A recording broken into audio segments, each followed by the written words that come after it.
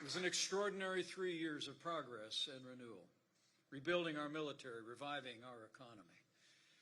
And then the coronavirus pandemic struck our nation. But President Trump took unprecedented action. He put the health and safety of America first from the very earliest days. Before the month of January was over, the President suspended all travel from China, stood up the White House Coronavirus Task Force.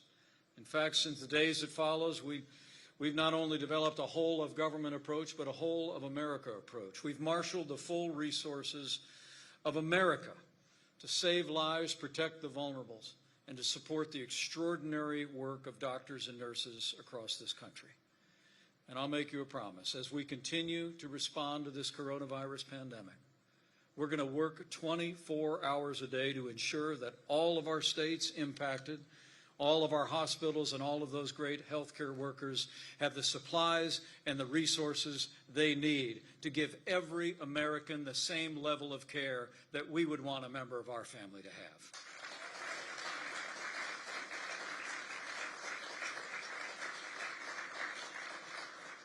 We're meeting this moment with American compassion and American resolve. And we're also opening up America again. It's extraordinary to think, at the height of this pandemic, our economy had lost 22 million jobs. But because of that strong foundation that President Trump laid of less taxes, less regulation, in 2 short months, May and June, saw record-breaking job creation. We've already added 7 million jobs back to the American economy, and we're just getting started.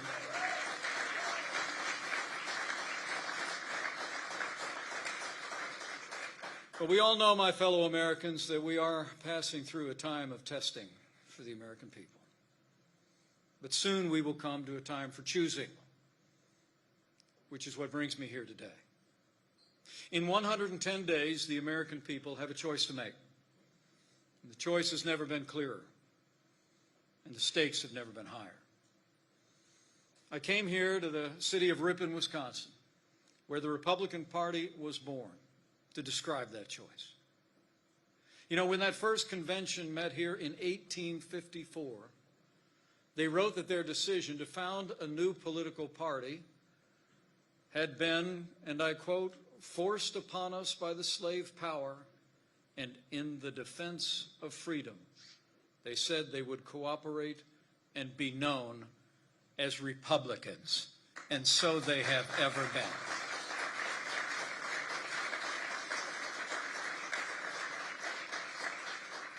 Six years later, they elected the first Republican president, who ushered in the abolition of slavery and the advancement of our highest ideals. And 4 months from now, I know our party will re-elect another Republican president when we re-elect President Donald Trump for 4 more years in the White House. But it's why I'm here today, to talk about what's at stake and to talk about the choice our nation faces. Our economic recovery is on the ballot, but also are things far more fundamental and foundational to our country. You know, it's not so much whether America will be more conservative or more liberal, more Republican or Democrat, more red or blue. It's whether America remains America. It's whether we will leave to our children and our grandchildren a country grounded in our highest ideals of freedom, free markets, and the unalienable right to life and liberty, or whether we will leave to our children and grandchildren a country that is fundamentally transformed into something else. Like those first Republicans, we stand at a crossroads of freedom. Before us are 2 paths, one based on the dignity of every individual, and the other on the growing control of the state. Our road leads to greater freedom and opportunity. Their road leads to socialism and decline. President Trump set our nation on a path to freedom and opportunity from the very first day of this administration.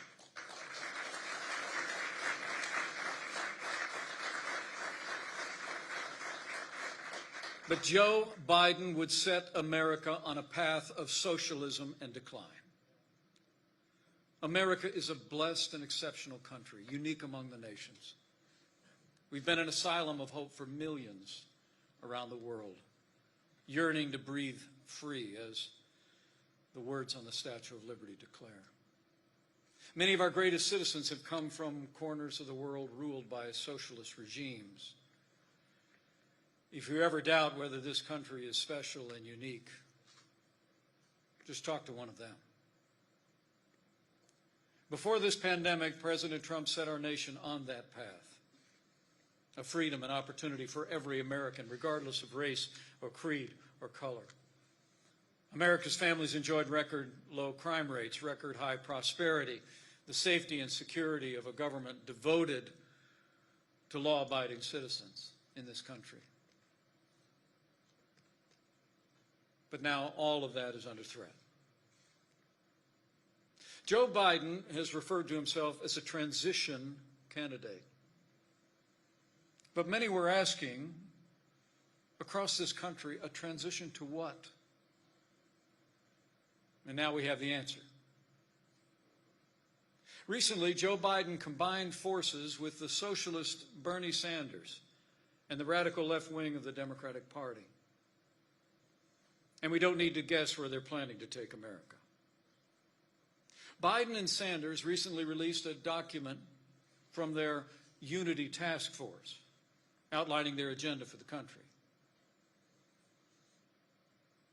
And reading that document, I thought Joe Biden won the Democrat primaries, but looking at their unity agenda, it looks to me like Bernie won. When you look at their agenda, the only thing that ended up unifying was Joe Biden to the radical left. Contrary to their radical agenda, President Trump is rebuilding this economy based on freedom and free markets and the rule of law.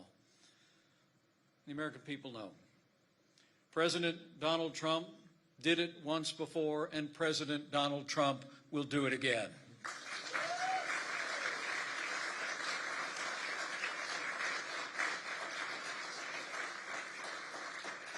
At the root of the Biden-Sanders agenda is a belief that America is driven by envy, not aspiration. That millions of Americans harbor ill will toward our neighbors instead of loving our neighbors as ourselves. The radical left believes the federal government must be involved in every aspect of our lives to correct those American wrongs. They believe the federal government needs to dictate how Americans live, how we should work, how we should raise our children, and in the process deprive our people of freedom, prosperity, and security. Their agenda is based on government control. Our agenda is based on freedom.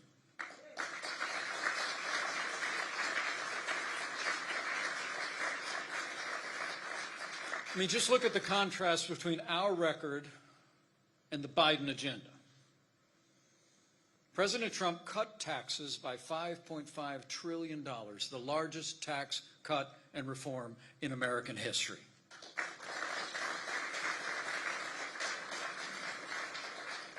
Joe Biden plans to increase taxes by nearly $4 trillion over the next decade alone, twice as much as Hillary Clinton ever proposed. President Trump not only cut taxes, but we've rolled back federal red tape at a historic pace. This president has actually repealed more federal regulations than any president in American history, enabling our economy to add nearly 8 million jobs in the last 2 months alone. Joe Biden would impose an avalanche of regulations on our economy, stifling our recovery and costing American jobs. And when it comes to protecting American jobs, it was President Donald Trump who said the era of economic surrender is over, and he stood up to China. We fought for free and fair trade. Just the other day, the president also signed an executive order holding China accountable for its treatment of Hong Kong, and we will continue to stand strong. Joe Biden? Well, Joe Biden pretends to be tough on China. But the reality is that Joe Biden has helped China all along the way, obtaining most favored nation status in the World Trade Organization. And the Obama administration did nothing when Joe Biden was vice president to prevent the outsourcing of millions of jobs and manufacturing to that communist nation. And President Donald Trump has stood for our highest ideals at home and abroad. It was President Donald Trump who withdrew America from the job-killing Paris Climate Accord and saved thousands of American jobs. Joe Biden wants to join the Paris Climate Accord again, placing a crushing weight on American businesses and the American economy. I mean, under President Trump, the United States has actually achieved energy independence, no longer relying on the Middle East for oil, and now America is a net exporter of energy for the first time in 75 years.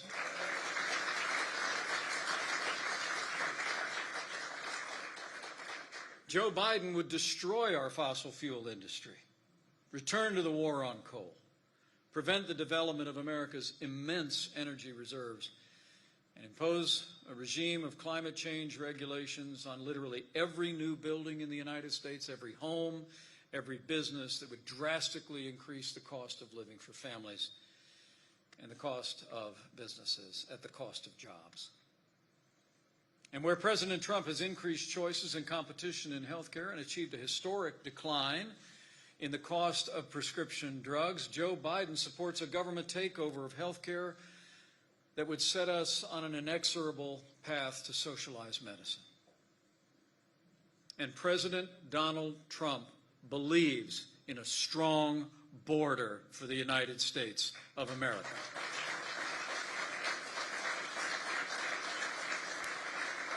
As our president said many times, if you don't have borders, you don't have a nation. As we stand here today, I'm proud to report we've already built more than 200 miles of that border wall on the southern border of the United States. And we've stood without apology for the courageous men and women of Customs and Border Protection and ICE every day. Joe Biden is for open borders. Their agenda calls for an end to deportations, support for sanctuary cities, and free lawyers and free health care for illegal immigrants, all paid for by American taxpayers. It's extraordinary. And closer to home, this president has been a champion for allowing every parent to choose where their children goes to school, regardless of their income or area code. President Donald Trump stands for school choice.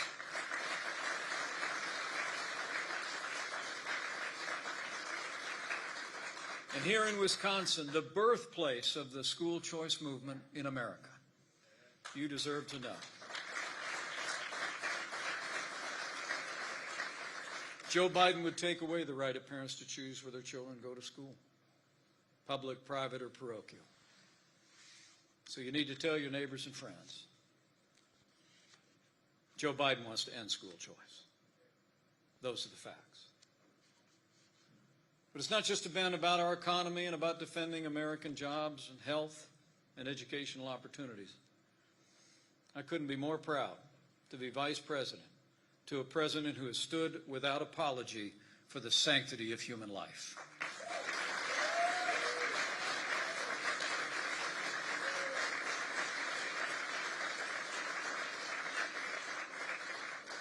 By contrast, Joe Biden supports taxpayer funding of abortion, repealing the Hyde Amendment, ending a Mexico City policy that prevents federal funding from supporting abortions around the world. And Joe Biden even supports late-term abortion, allowing innocent unborn children to be aborted right up to the moment of birth.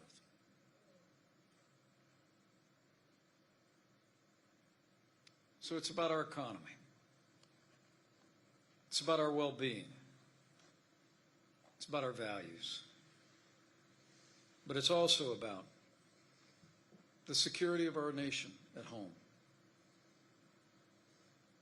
And let me say, don't ever doubt, President Donald Trump and this administration stand with the men and women of law enforcement.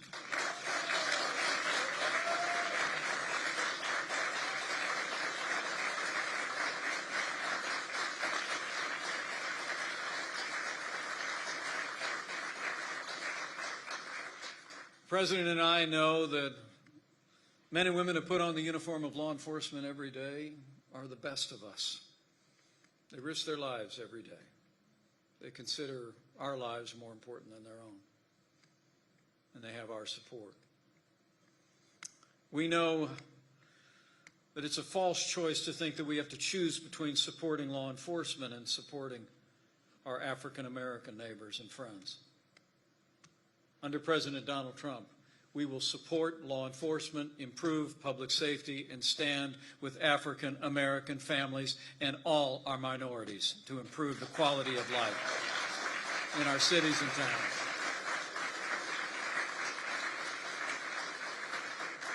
By contrast, Joe Biden believes America is, in his words, systemically racist. And despite historically low crime rates prior to this pandemic, Joe Biden believes that law enforcement in America has a, quote, implicit bias against minorities. Just recently, when asked whether he'd support defunding the police, Joe Biden capitulated to the radical left-wing mob. He was asked if he'd support cutting funding to law enforcement, and he replied, and I quote, yes, absolutely. Joe Biden would weaken the thin blue line that separates order from chaos. Under President Donald Trump, we will stand with those who stand on the thin blue line, and we will never defund the police. We will defend the police every day. This president and this administration will back the blue.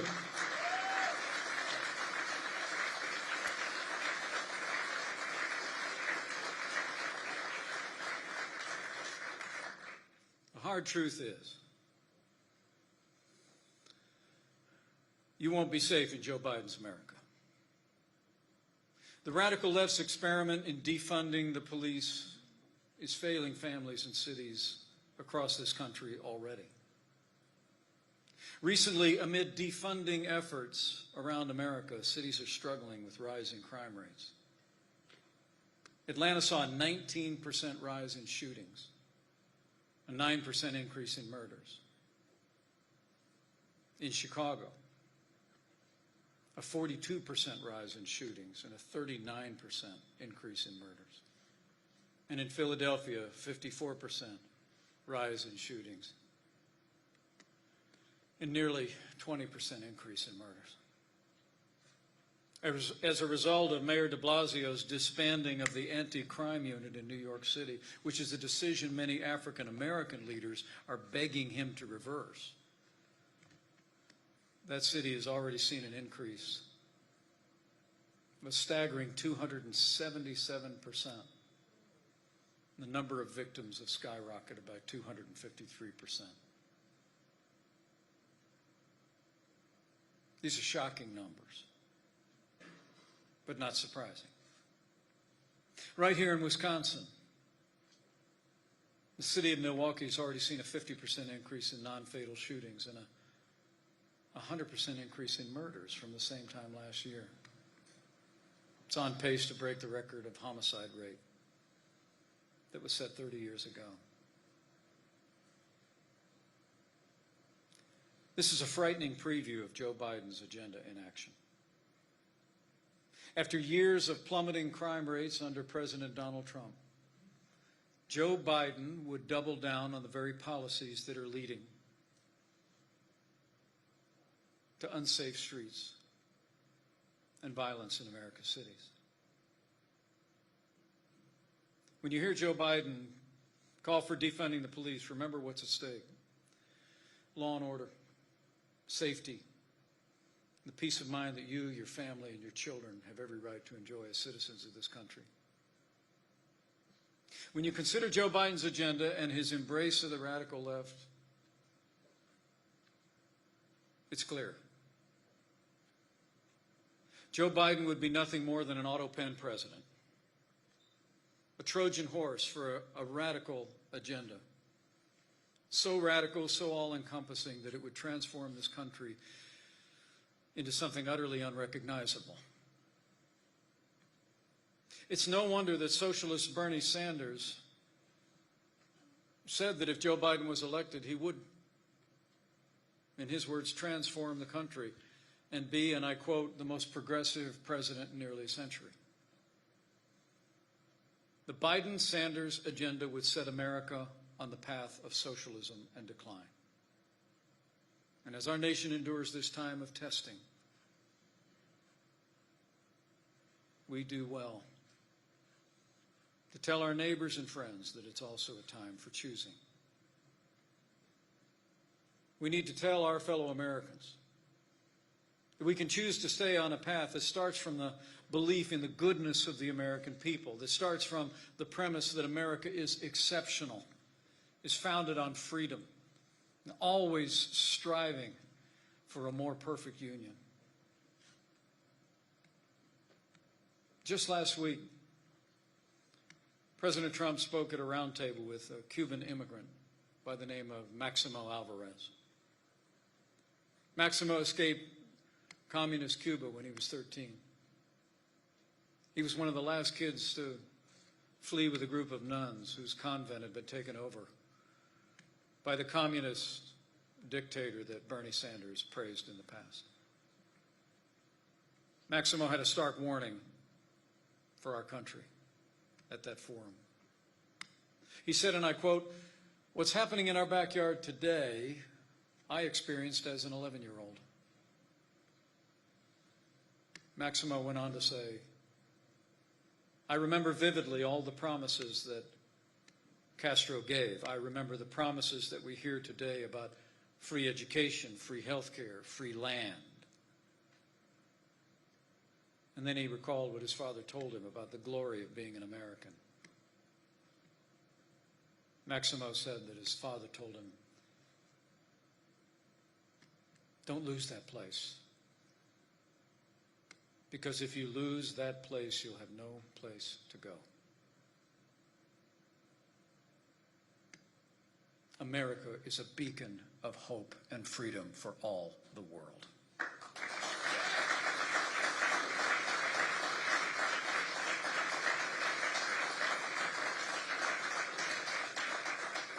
Maximo's admonition reminds us of the words of another Republican president who famously reminded us that freedom is never more than one generation away from extinction. We didn't pass it on to our children in the bloodstream. It must be fought for, protected, and handed on for them to do the same. Or President Reagan added, one day we'll spend our sunset years telling our children and our children's children what it was once like to live in the United States when men were free.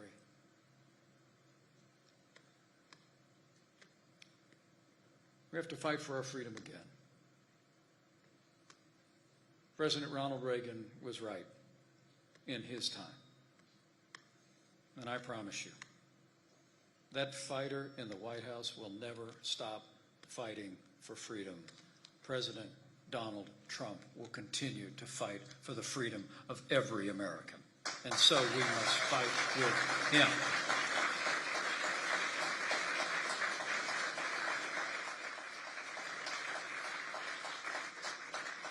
So my fellow Americans, that's the choice we face. We have two paths before us. One of freedom and opportunity, the other of socialism and decline.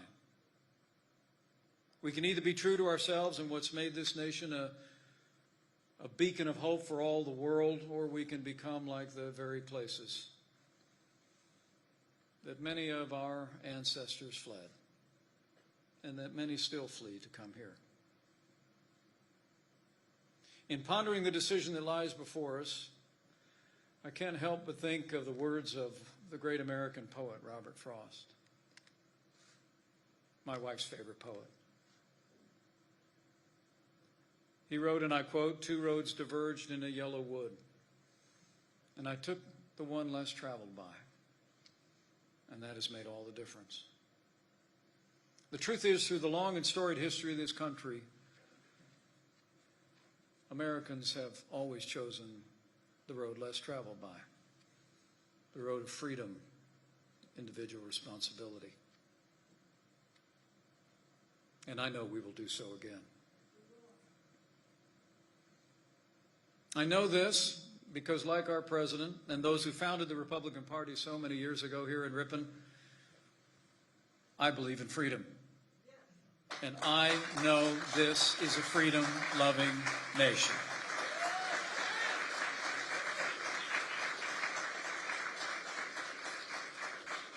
I know the love of freedom beats in the heart of every American. And I know we will choose well again in this November because I have faith. Faith that every time the American people have given the choice between more freedom and less freedom, they stand for freedom. They fight for freedom.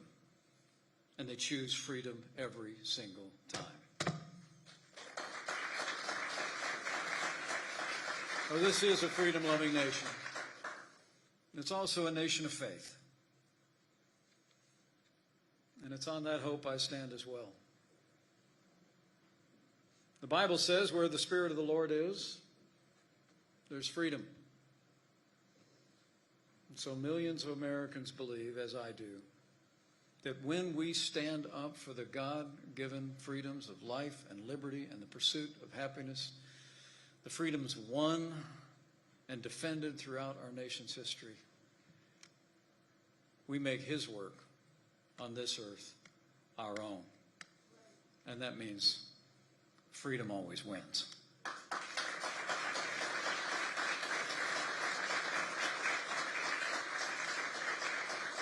So that's the choice we face, my fellow Americans, between freedom and opportunity or socialism and decline. And I have no doubt, as all of us do all that we can, even in these challenging times, between now and November 3rd, we'll see our way through. We'll be there for our neighbors and friends. We will heal our land, and then we will win a great victory for freedom and our very way of life. And with President Donald Trump in the White House for 4 more years, we'll make America great again. Again. Thank you all very much. God bless you, God bless Wisconsin, and God bless America.